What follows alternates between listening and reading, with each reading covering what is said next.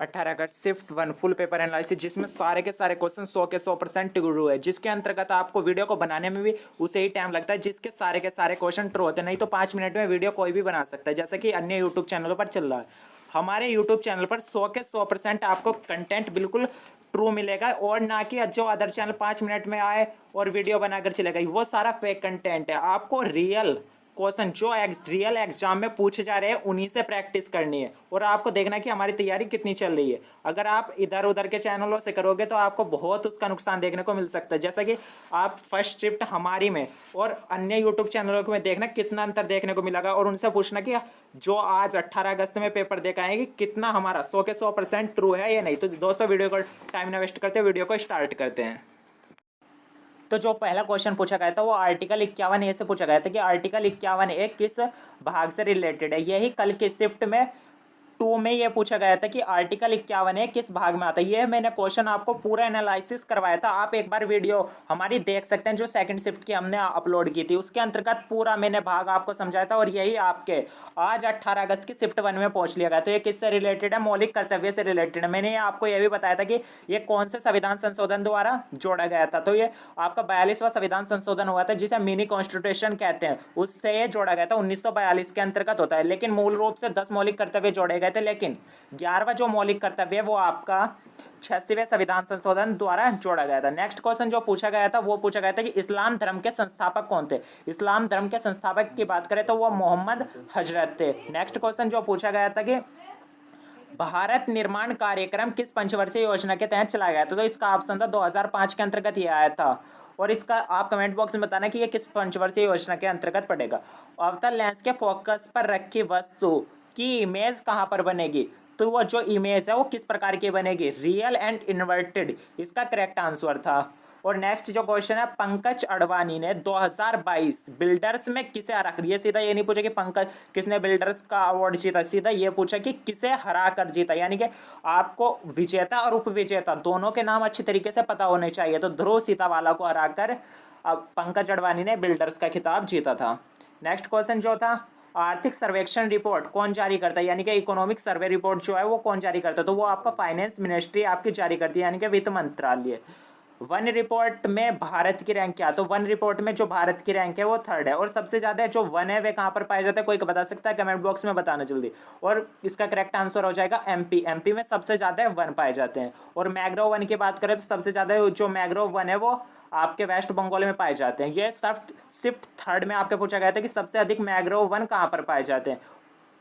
और एक shift second में पूछा गया था कि सबसे ज्यादा सदाबहार वन कहाँ पाए जाते हैं, वो मेघालय के अंतर्गत पाए जाते हैं। यानी कि रिपीट हो रहे हैं आपके वन रिपोर्ट से। वन रिपोर्ट से आपको लगभग फर्स्ट शिफ्ट में भी कितने क्वेश्चन देखने को मिले, और फिर सेकंड में भी, थर्ड में भी आए 17 अगस्त की, और यहाँ 18 अगस्त की शिफ्ट 1 में भी 2 क्वेश्चन आपको देखने को मिलेंगे। एक तो वन रिपोर्ट में भारत की रैंक क्या है, विश्व वन रिपोर्ट में, और एक आगे आपको देखने को मिलेगा एसी जनरेटर सिद्धांत किस पर कार्य करता। तो ये वैद्युत चुंबकीय प्रेरण जो फैराडे का नियम था उस पर आधारित है। ये एक ही है, थर्ड शिफ्ट के अंतर्गत पूछा गया था 17 अगस्त की कि 73वां संविधान संशोधन किससे रिलेटेड है। इसको भी मैंने आपको पूरी डिटेल में बताया था कि मैंने कहा था कि आने वाली शिफ्ट में 100 के 100% छपेगा।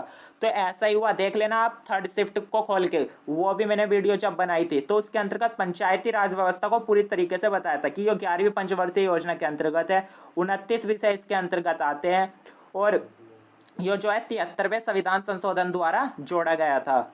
और ये कब हुआ था? 1993 के अंतर्गत हुआ था, और 24 अप्रैल 1993 को पूर्ण रूप से ये लागू हो चुका था। 1992 के अंतर्गत हुआ, 24 अप्रैल 1993 को पूरे रूप से ये लागू हो गया। संशोधन था 1992 का, लेकिन लागू कब हुआ? 24 अप्रैल 1993 को। और 12वीं अनुसूची की बात करूँ तो वो नगर पालिका से रिलेटेड है, और 11वीं अनुसूची जो पंचायती राज से रिलेटेड है उसमें 29 विषय था, 2 की 9 में मल्टीप्लाई करके 18, तो नगर पालिका में आपके 18 विषय हो जाते हैं। और एक पूछा गया था कि सॉइल घटक, यानी कि आपका अजैविक घटक बताना था कि कौन सा है। अजैविक घटक आपका मृदा था, सॉइल इसका करेक्ट आंसर हो जाता था। और पोंगल त्योहार, पोंगल त्योहार की में किस देवता की पूजा होती है, ये आपका ऑप्शन पूछा गया था। तो इसमें सूर्य देवता करेक्ट आंसर है, इसमें सूर्य देवता की पूजा होती है। इसके अंतर्गत आपको इंद्र दे रखा था और एक ब्रह्म देवता दे रखा था, 3 इसी प्रकार के कुछ ऑप्शन दे रखे, तो इसका करेक्ट आंसर सूर्य देवता था। नेक्स्ट जो क्वेश्चन पूछा गया था, अगर प्रतिरोध की लंबाई को 3 गुना कर दिया जाए, आपके शिफ्ट सेकंड के अंतर्गत इसे मैंने फॉर्मूले सहित आपको एनालिसिस कराया था, और यही आज 18 अगस्त की शिफ्ट 1 में पूछ लिया गया। देखिए कि इस बार एक बार और मैं बताता हूँ, आर बराबर रो होता है रो एल अपॉन ए, ये आपका ये फॉर्मूला होता है। अगर प्रतिरोध की लंबाई को 3 गुना, नेक्स्ट मान लिया ये R1 है, ये आपका R2 है, यदि इसकी लंबाई को आपको कितना कर दिया जाए 3 गुना, यानी कि कितना कर दिया जाए 3L कर दिया जाए, और क्षेत्र को 2 गुना, क्षेत्र मतलब आपका L तो है लंबाई, ए है एरिया यानी कि क्षेत्र, तो उसको क्या कर दिया जाए दुगुना कर दिया जाए, तो यानी कि 3L/2A। और रो कांस्टेंट है वो नुक्कड़ नहीं आ जाएगा, तो R1 बराबर क्या आ गया ये R2 बराबर रो 3L/A। तो यहाँ आपको क्या दिखाई दे रहा होगा रो L/A दिखाई दे रहा होगा, ये किसका मान है R का, तो यहाँ पर क्या आ जाएगा 3/2R। तो इसका करेक्ट आंसर था बी। इस तरीके से आप इजीली फाइंड कर लेते। इसके अंतर्गत पूछा गया था कि सबसे अधिक सक्रियता किसकी होती है वैद्युत चुंबकीय सारणी में, तो वो सोडियम।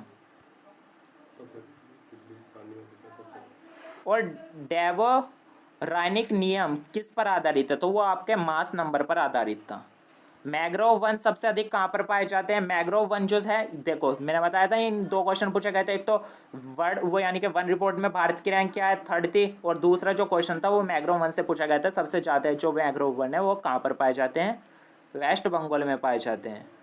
ब्रह्म समाज की स्थापना किसने की थी, ब्रह्म समाज की स्थापना आपके राजा राम मोहन ने की थी, और राजा राम मोहन राय को कोई बता सकता है कि राजा की उपाधि किसने दी थी, एनीबडी एल्स, अकबर द्वितीय ने इसको राजा की उपाधि दी थी। कोई बता सकता है कि और राजा राम मोहन राय ने किस समाज की स्थापना की थी, आत्मीय समाज की स्थापना भी राजा राम मोहन ने की थी। तो ये जो और अदर फैक्ट है वे आपके एग्जाम में बन सकते हैं।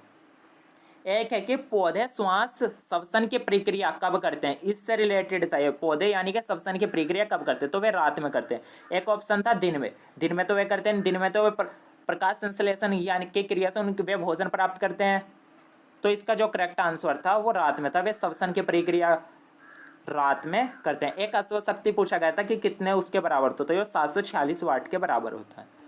भारत में अभी तक कितनी मान्यता प्राप्त भाषाएं हैं, 8वीं अनुसूची में मूल रूप से बता सकता है कितनी भाषाएं थी, कोई 14 भाषाएं मूल रूप से थी।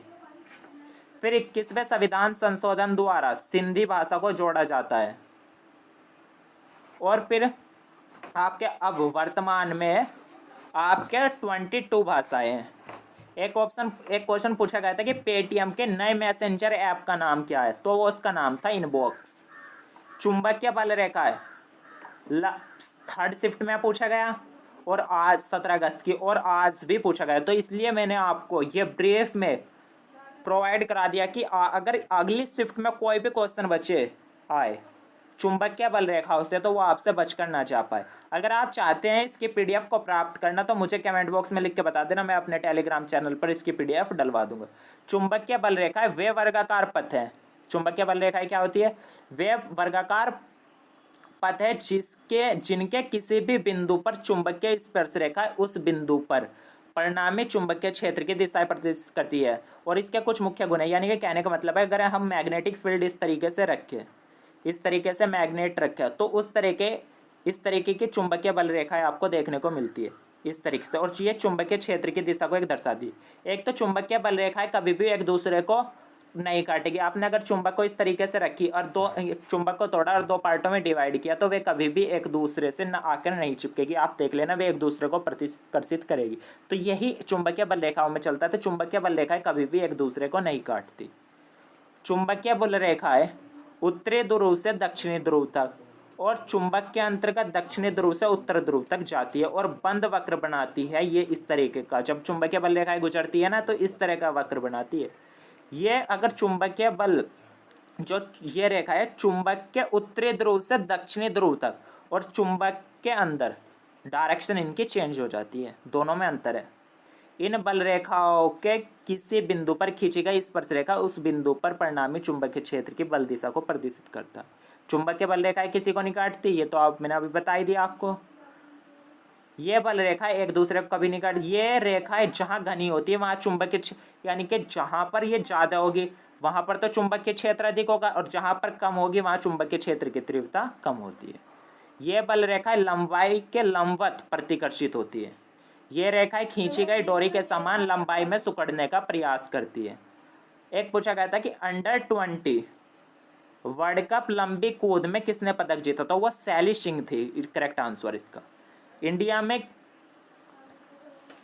किस देश के साथ अभी अपनी 30वीं, यहाँ पर तीसरी नहीं था, यहाँ पर 30वीं था, यानी कि 30वीं वर्षगांठ बनाई है। तो वह 30वीं जो वर्षगांठ है भारत ने इजराइल के साथ बनाई है। भारत को हाल ही में इजराइल के अंतर्गत अपना एम्बेसी खोले हुए 30 साल पूरे हो गए थे, तो वहाँ पर 30वीं वर्षगांठ बनाई गई थी। लेंस में